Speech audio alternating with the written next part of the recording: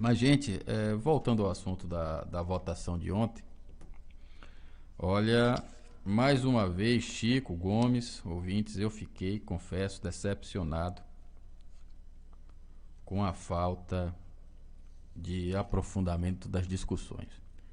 Quero aqui parabenizar a postura da oposição, que ontem fez papel de oposição.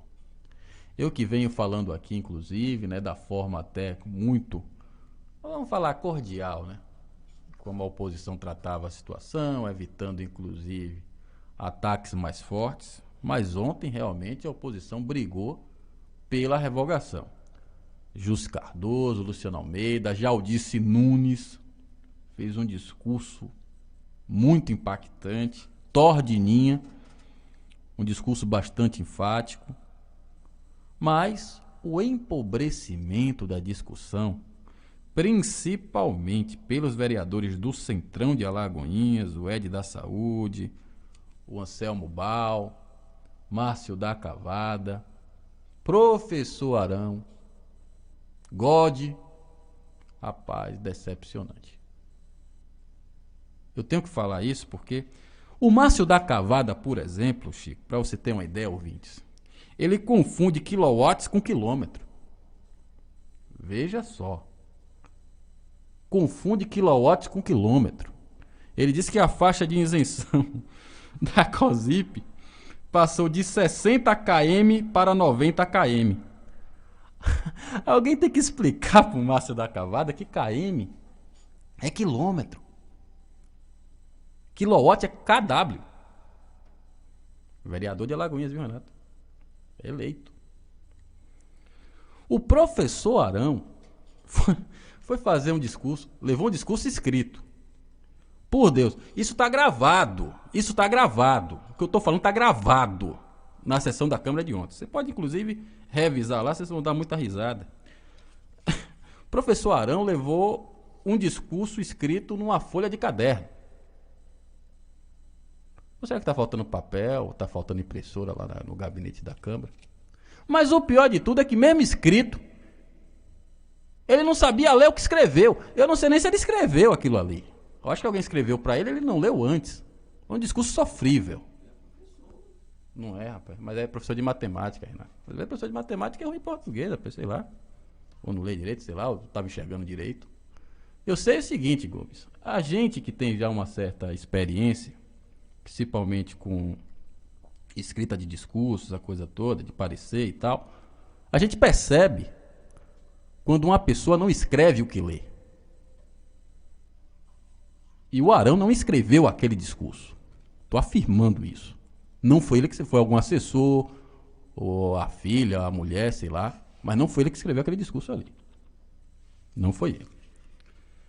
Mas é essa a situação, uma pobreza de discurso, só falando da zona rural, que a zona rural não vai ser afetada, que não vai ter aumento de impostos. E a gente da zona urbana? Não vai ter aumento de IPTU, não? Não vai ter taxa de lixo incidindo, não?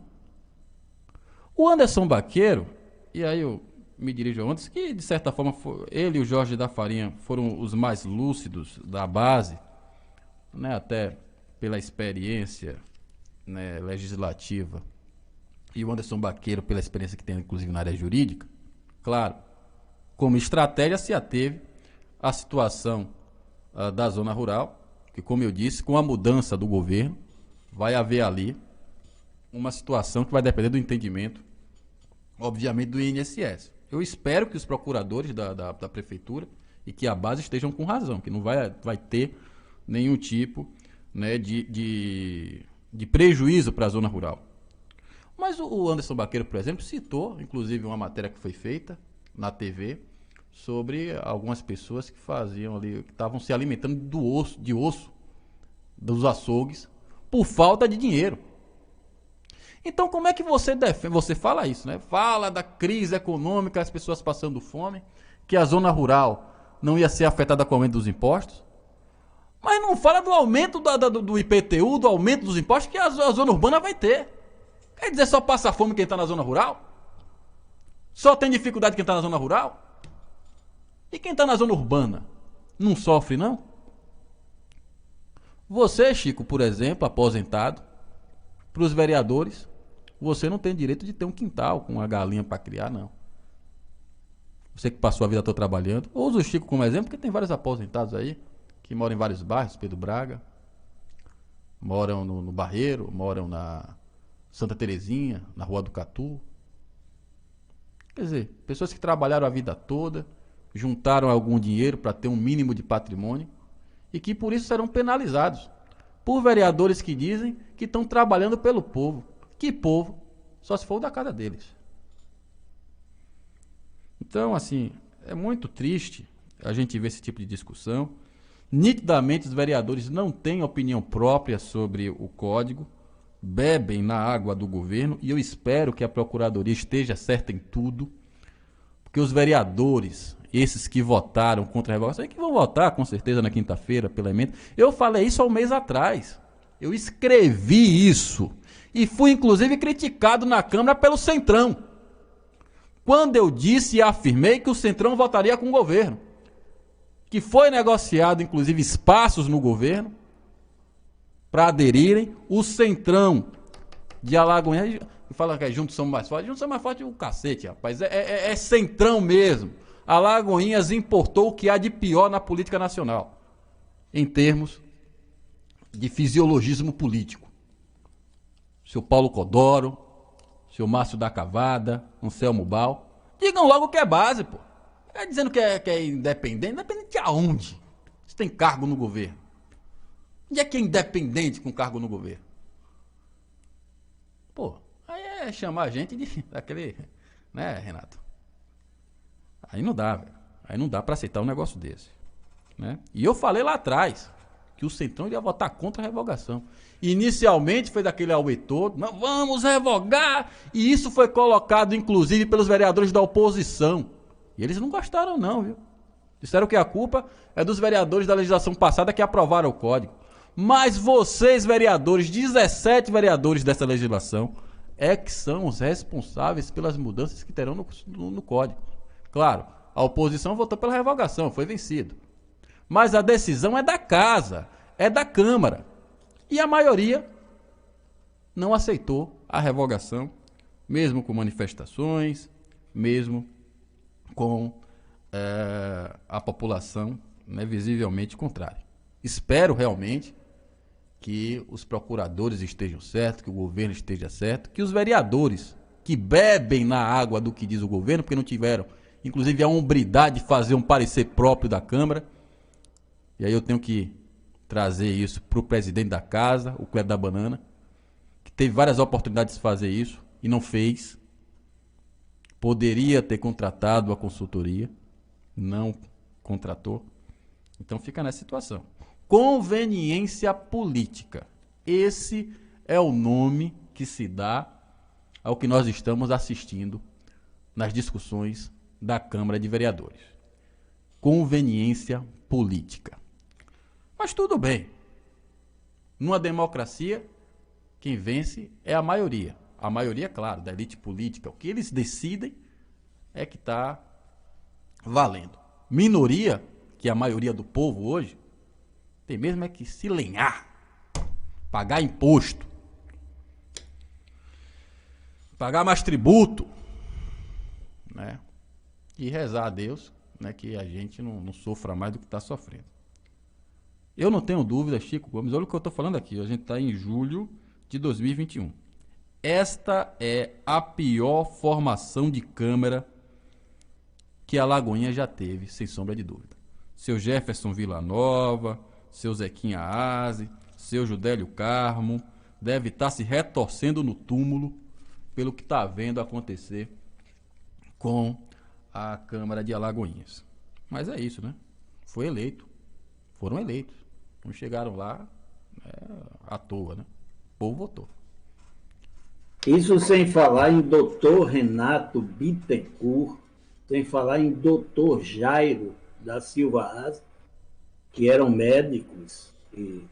Isso sem falar em Carlos Navarro Brito, jornalista famoso, foi do estado de São Paulo, Marco Antunes Buarron Cardoso, doutor Domingos Veloso, todos com formatura e chegaram até a Câmara. Eu respeito muito, Caio, as individualidades. Entendo que a vida pode muitas vezes ter privado pessoas de chegarem onde gostariam de chegar. Daí também entender que, por ser parte do povo, podem fazer parte, e por serem eleitores, evidentemente, podem fazer parte da Câmara qualquer um. Então, o fato da vida ter privado as pessoas, por exemplo, de uma melhor instrução, não dá o direito a essa pessoa de deitar em cima disso. Se você aceita, escolhe ou luta para se tornar um representante do povo, você tem que oferecer a esse povo que lhe transmitiu confiança o melhor que você tem de você, né? Se você quiser ser honesto nessas relações. E por isso é necessário estudar. Se não sabe ler, peça alguém que leia para você, para que você possa entender realmente o seu papel. É mister, ao ser vereador e, por conseguinte, representante do povo, que você se aproxime o máximo possível dos anseios populares. Você é representante do povo. Você não é uma secla, nem muito menos empregado do prefeito do município. Agora, se você está pensando na sua conveniência pessoal, aí é muito diferente, meu amigo. Você não pode esperar que as pessoas que estão sofrendo em virtude de ter lhe entregado o seu bem maior, que é a confiança, aplauda você perseguir os seus interesses e não o interesse de quem o elegeu, que deveria ser a parte mais importante da sua missão.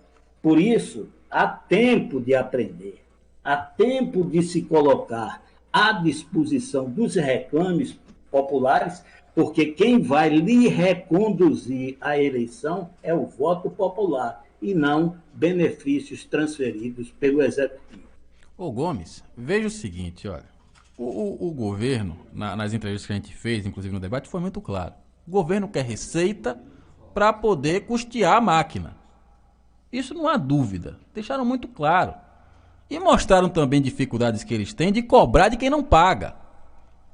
Então, ao invés deles desenvolverem ações para cobrar de quem não paga, eles aumentam a carga tributária de quem é honesto, de quem paga os seus impostos. Isso por si só já é um absurdo. Pior de tudo, a gente não vê um plano municipal de austeridade, de corte de gasto, de reforma administrativa, muito pelo contrário. Quer dizer, vai se aumentar a carga tributária para a gente custear os cargos para essa turma aí. Isso é uma coisa absurda. Quer dizer, eu, você, Chico, você, a gente vai sustentar mais ainda a máquina pública no momento de crise econômica, pandêmica. Que coisa mais absurda que isso? Você aumenta a carga tributária quando você aumenta o bolo, quando você aumenta a economia, quando você cria situações de aumento de renda. Agora o que nós temos é a diminuição da renda da população e agora com o aumento da carga tributária. Caio, dentro do princípio que norteia essa administração, né, o que é que nós podíamos esperar? Nós vimos no ano que passou, né, os níveis de aceitação do governo, nós vimos no ano que passou as dificuldades que ele teve, né, os embrólios que foram cometidos, né, a falta de manutenção da palavra dada em vários momentos, inclusive a vereadores, mas mesmo assim, aí é que eu trago uma mensagem para você, para não se desesperar com esse tipo de coisa, porque a responsabilidade maior não é nossa, nós cobramos de qualquer um governante que assuma aqui, que ele cumpra com o seu papel, o ajudamos divulgando aquilo que é relevante para a comunidade, cobrando onde há problema para que ele possa aperfeiçoar o seu governo, mas quem elege o legislativo, que tem o papel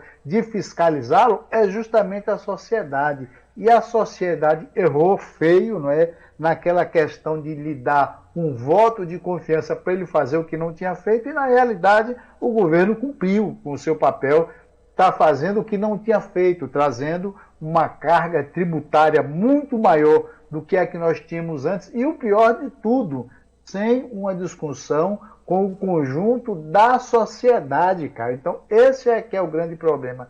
Ontem, na Câmara, nós ouvimos e vimos muita gente falando que vai aguardar o governo ir em busca de votos, né, para os seus candidatos, principalmente, e certamente, se ontem eles estavam tendo esse pronunciamento, daqui a 3 anos nós teremos eleições novamente para a Câmara de Vereadores de Alagoinhas e para o sucessor desse governo. Ou o governo daqui para frente cumpre com a sua palavra, o que ele não tem tido muito sucesso em fazer isso diante dos vereadores, pelo menos vários deles se pronunciaram assim no mandato que passou. Já teve uma série de imbróglios no início desse mandato. Já ontem, não sei se por conta de retaliação ou não, já exonerou sem que houvessem explicações sobre isso o assessor de um dos vereadores, que inclusive lhe dá sustentação, que é do Centrão, o Márcio da Cavada. Né? Então nós vamos esperar, vamos torcer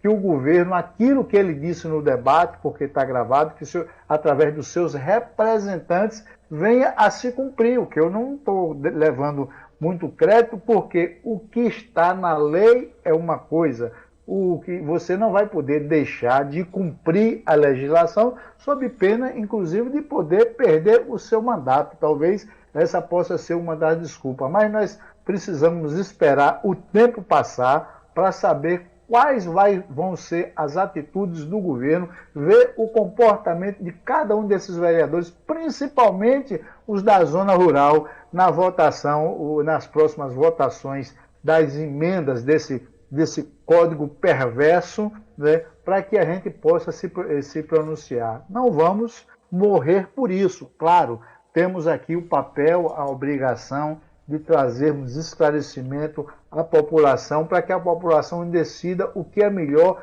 para a cidade. Só que o que tem acontecido certamente vai dificultar a vida de uma parcela significativa, inclusive na geração de emprego e renda, né, por conta do aumento de impostos, por conta das dificuldades que está colocada para aqueles que possam vir a se instalar no mercado. E observe que eu não sei porquê, uma das fábricas que foi cantada em prosas e versos, que viria para Lagoinhas, uma das indústrias, está indo para Catu, está indo para a nossa cidade vizinha, e me parece agora que foi uma boa opção, porque lá não vai encontrar essa carga tributária, porque embora o governo de lá só tenha 7 meses, o governo de Catu, Pequeno Salles, pelo que nós temos ouvimos ontem a secretária de Educação, pelo que nós ouvimos hoje do secretário de Infraestrutura, né? Então, nós percebemos de uma forma muito clara que eles estão procurando acertar, apesar das dificuldades que encontraram, porque estão trabalhando com o orçamento passado. E aqui, na cidade de Alagoinhas, depois de 4 anos, o que a gente percebe não é isso. Eu diria que lá em Catu, o governo precisa aperfeiçoar a comunicação com os munícipes para que eles possam saber e compreender o que está acontecendo, porque a comunicação, Caio, é um dos maiores problemas que nós temos em toda a esfera de governo do nosso país, municipal, estadual e federal. Então, se nós aperfeiçoarmos, talvez os traumas possam ser melhores e a situação venham a serem reduzidos e a situação melhore, não é? Principalmente na compreensão da sociedade. Mas, como eu já disse para você, eu não vou me desesperar, embora eu vá sofrer com o conjunto da sociedade com relação ao Código Tributário perverso que está aí, mas é o povo que tem a opção. E como diz uma música, embora eu discorde frontalmente disso, a voz do povo é a voz de Deus. Se o povo reelegeu o governo, se o povo reconduziu vários vereadores à Câmara, né, no ano que E os novos passou. também, né? Os novos também. Então a turma nova também que está apoiando essa situação toda. Então nós vamos ficar aqui à mercê deles e vamos esperar que eles cumpram com o seu papel e principalmente, como você disse, nós vamos cobrar, não vai aqui nenhum revanchismo de absolutamente nada, porque nós queremos fazer principalmente, não é, um jornalismo diferente do que nós temos em grande parte do país, trazendo os problemas, dando oportunidade às duas partes e não trazemos aqui, não colocamos dificuldade para vender, Caio, facilidade como nesse país se costuma fazer e uma parcela significativa da imprensa brasileira tem tido esse comportamento. Nosso comportamento é formar e informar a população e ela que defina os rumos dela e eu me unirei a ela como simples eleitor, como um simples cidadão que quer ser inserido no contexto de respeito por aqueles que nos governam, que nós colocamos no poder. Ô Gomes, o pessoal está comentando aqui, mandar um abraço para Lindinalva Araújo. O Roberto Pereira está dizendo o seguinte, ó. Bom dia a todos do melhor programa de rádio. Esse tal de Código Tributário é aquele chamado tomar lá da casa do prefeito e seus aliados. Que não é ilegal. É imoral. Mas esse negócio de troca de cargo, oferecimento de espaço de governo, isso daí acontece, né? Agora, é aquele negócio, o golpe tá aí, cai quem quer, né? Aquela velha fala. Daniela Salles, bom dia. Caio, os vereadores que não aceitam a revogação nos dá a entender que os mesmos têm domínio sobre o assunto. Então, propõe um desafio a eles. A população recua sobre o código se eles apresentarem os benefícios desse código à população. Mas só será válido os benefícios à população e não ao poder público. Pronto. O microfone está aqui disponível. Aí é difícil, Caio. Não, o microfone está aqui disponível. Quem quiser vir, tem 10 vereadores do lado de lá. Mas quem foi 10 não, 11. Essa ideia, Caio? Hã? Quem foi que fez essa proposta? A Daniela Salles.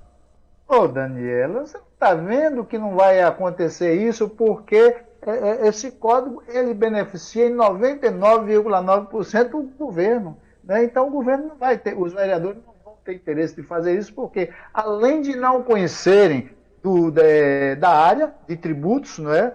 Nós ouvimos aqui debate com professores da área, com tributaristas experientes, não é? E todos eles contestaram, mas os vereadores que não conhecem, esses aprovaram e não contestam, inclusive nem leram o projeto, o que na realidade, para quem tem que fiscalizar as ações do executivo, é uma falha gravíssima. Mas é exatamente isso que a sapiência da ouvinte quer demonstrar.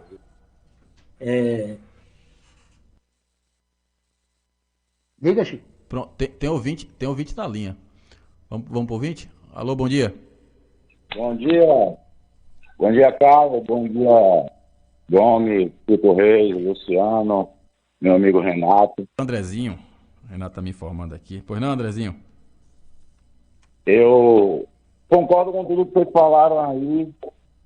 E, na verdade, na época de uma economia tão dilacerada e numa época pandêmica, não era nem para discutir o Código Tributário agora, por mais importância que ele tem, por mais razão que ele tenha, não era nem para ser discutido isso. O comércio de Alagoinha tem empresários se segurando no orgulho pessoal aí. Não fez que é para dar o braço a torcer. Não, Jorge Mendes, Andrezinho, teve aqui Jorge Mendes, esteve aqui e falou, disse que eu tinha 4 funcionários, demiti os 4, tô sozinho no meu comércio. Jorge Mendes. Isso aí. O povo não tem dinheiro, eu vivo no comércio o dia todo, com o comércio também, vendendo, e não vejo, o dinheiro não está na mão do povo, o povo não tem dinheiro, ainda vem mais isso aí agora. Eu acho isso uma crueldade. Mas vamos falar de coisa boa. Eu entrei também para fazer o mexão de quarta-feira, né?